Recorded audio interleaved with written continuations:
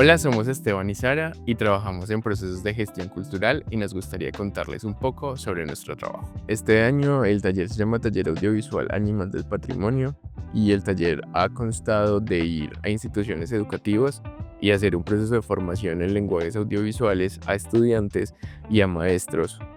La idea es que todo el tiempo dentro del taller estamos reflexionando por medio de estas herramientas sobre el paisaje cultural cafetero, sobre cómo ha sido esta relación. Es muy interesante porque pues estamos trabajando desde las áreas rurales hasta las áreas urbanas, entonces los conocimientos, la forma en la que se acercan a los procesos, al contenido, ha sido muy distinta. Entonces ha sido como muy enriquecedor en términos de metodología y de proceso, ver cómo quizás estudiantes que tienen mucho más acceso a tecnología o a herramientas digitales o incluso a internet, tienen una conciencia distinta del consumo de contenido, pero al mismo tiempo no saben tanto de su propia región y de sus espacios cercanos. Y pues que también algo que a mí me parece como retador y que ha sido pues como una de las experiencias es como acercar a esa población a contenidos, digamos, culturales, patrimoniales, porque de pronto es algo con lo cual no tienen como ese acceso, entonces como hacer como ese, digamos, relacionamiento es como una experiencia totalmente nueva, entonces como ver cómo cada grupo reacciona, qué ideas se pueden ir dando, pero también es como generar nuevos espacios que no hay hoy en día en las instituciones y que nos llevan más allá de cumplir con un contenido específico del patrimonio, es como evidenciarlo en su cotidianidad y cómo ellos Como también. experimentar. Exacto, cómo lo experimentan, pero también cómo ellos entienden que es un patrimonio vivo. Entonces creo que eso como que no es tan fácil para una persona que de pronto no ha tenido como ese contacto y que me parece pues como muy chévere. Creo que en términos como de la metodología, una cosa que ha sido muy importante es entender también que el proceso ha sido trabajado desde intereses y proyectos específicos con cada grupo.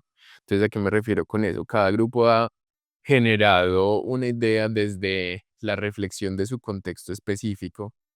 eh, ¿Qué te puedo decir? Por ejemplo, tenemos un municipio en el que hay mucha construcción actualmente, entonces muchos de los estudiantes están reflexionando sobre cómo su paisaje urbano está evolucionando y cómo se está transformando y cómo el paisaje y la arquitectura que estaban acostumbrados a ver hoy se ve de una forma Diferente. distinta, ¿cierto? Entonces ha sido también como esas herramientas que les ha permitido a ellos como desde sus experiencias empezar a construir esas narraciones. Entonces, trabajar en base a proyectos ha permitido también que los estudiantes se involucren, pero al mismo tiempo entiendan la necesidad de lo que están haciendo y que también vean que tienen una voz y una forma de participar en la construcción de su territorio y de su sociedad. No, y que detrás de eso, pues, hay otras personas, pues, como vinculadas, que son los talleristas, que han, digamos, sido también capacitados como en esta línea de conocimiento, donde, digamos, que no solamente se habla de lo patrimonial, sino toda esta parte audiovisual, Ujú. entonces la capacidad de entender qué son unos planos, cómo se hace un guión, cómo construye esa idea, y cómo a través de las herramientas que puedo tener a la mano, que es mi celular, ¿cierto? Como algo del día a día, puedo empezar a registrar eso. Entonces, como que no solo es un espacio donde construyes como una conciencia de lo que representas, sino que también es como donde adquieres habilidades técnicas para narrarlo. Entonces, creo que eso también es como, pues bien interesante porque también son como otros conocimientos que la persona pues en este momento está desarrollando dentro del taller y que cuando finalicemos va a poder, digamos, socializar o mostrar pues un producto. Ujú. Sí, y también como el hecho de llegar como con todas estas herramientas y medios y cosas a como irrumpir su cotidianidad educativa, también creo que es un respiro para ellos y que creo que es muy importante también pensar en cómo la formación artística y cultural también es importante para los pénsul y los currículos, y creo que también este proyecto es una respuesta a esas instituciones y a nuestro territorio que en realidad no tiene muchas herramientas para desarrollar proyectos culturales dentro de las instituciones, o que los profes no entienden muy bien cómo hacerlo o realmente no O no tienen los el tiempo ni los materiales. materiales, las posibilidades para realizarlo. Entonces, como también ser un agente como dinamizador dentro de la institución para que estas cosas sucedan es muy, muy interesante porque se ve como la necesidad que todos tienen de crear y de hacer cosas, así al principio no entiendan muy bien qué es lo que están haciendo o cómo lo van a hacer o cierto, como esta cosa que pasa cuando uno empieza a crear cosas, que es como a veces hay que tirarse al proceso y hacer las cosas y exacto, y como después ver el resultado es como muy chévere. También la satisfacción de haber hecho algo por ellos mismos. Pues como todo está contando una historia, siendo como que no son elementos como aislados, sino que previo a eso ellos hicieron un guión para lograrlo, entonces como que también es un reconocimiento, pues muy, muy chévere. Entonces creo que eso es una cosa muy interesante de la metodología y es que hay como un proceso muy claro y muy estructurado de pasos y de momentos, pero que al mismo tiempo tiene como mucha libertad para, Creativa. sí, uno creativo, pero también para adaptarse a los diferentes contextos, necesidades.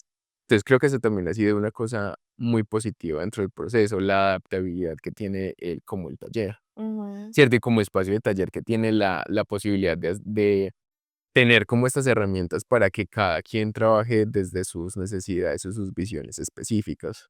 De lo que hablábamos, pues como que se me generaba ahí como una pregunta y es como, cuando hablas de adaptabilidad, pues entiendo algunas cosas, pero quisiera que tú como que me lo aclares desde qué enfoque lo dices, porque lo que pienso es, bueno, al inicio habían como unas metas, unos objetivos, pero en la ejecución pues hay muchas cosas que cambian y que uno tiene que, como tú lo decías, adaptarse, pero quiero que me cuentes un poco cómo ha sido como esa experiencia. Yo creo que la adaptabilidad tiene que ser como un elemento básico de un proyecto de gestión cuando tú lo estás como pensando en tu estudio o en tu escritorio.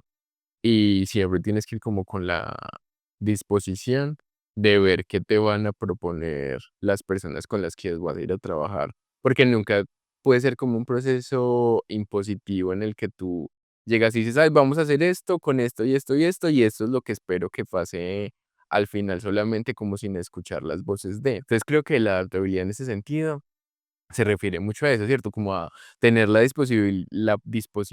Disponibilidad. disponibilidad desde el proceso Ujú. de adaptar el resultado que esperas a lo que también la gente está por proponerte y que eso sea realmente lo importante. Creo que un gran cambio que nosotros hemos notado, ¿cierto? Ha sido uno, no estábamos como preparados al principio a pensar de que ellos iban realmente a reflexionar sobre las dinámicas de consumo y producción de contenido audiovisual, digamos, en redes sociales o en televisión, ¿cierto? Que las cosas que estaban viendo, qué les estaban diciendo, por qué les estaban diciendo esto, ¿cierto? Entender que todo eso son mensajes y que de alguna forma están modelando algo en ellos, ¿cierto? Entonces, el hecho de que ellos hayan llegado a esas reflexiones de manera autónoma con este proceso, creo que ha sido una cosa muy importante.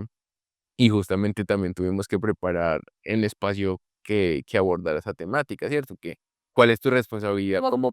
no era el foco específicamente, pero ya que lo traes a la mesa, hablemos. Ajá, claro, porque es una necesidad de esta comunidad, de estos niños, entender como cuáles son tus responsabilidades como productor, pero también cuáles son tus responsabilidades como consumidor de contenidos audiovisuales. Y es, pues, es un nivel, digamos, de conciencia que incluso ni gente adulta tiene, ¿no? Es como que siempre veo cosas por matar el tiempo y ya, entonces como que, pues, súper bien que ellos lo hagan, porque es como, de alguna manera, como entender que lo que ven realmente es algo que alimenta sus ideas. Entonces, como que qué chévere que también desde lo que propongan vaya desde ahí, desde esa reflexión. Y creo que también como hablando mucho de cuál fue o cuál es o cuál esperamos al principio y qué pasa al final como del impacto que esperábamos que el proyecto tuviera en la comunidad o cuál era la transformación que esperábamos, parte también era, cierto, como crear esa conciencia social sobre la construcción de nuestro patrimonio, ¿cierto? Entender como que sigue vivo, que sigue vigente, que no es una cosa que solamente mira hacia atrás, sino que todo el tiempo lo estamos construyendo hoy y el hecho de que ellos también se puedan percibir como productores de su cultura y como agentes creadores de, creo que ha sido una cosa muy potente para ellos porque ha sido darles como voz y herramientas para decir cosas, entender realmente que uno también hace cultura y que uno también hace su ciudad y su entorno. Total.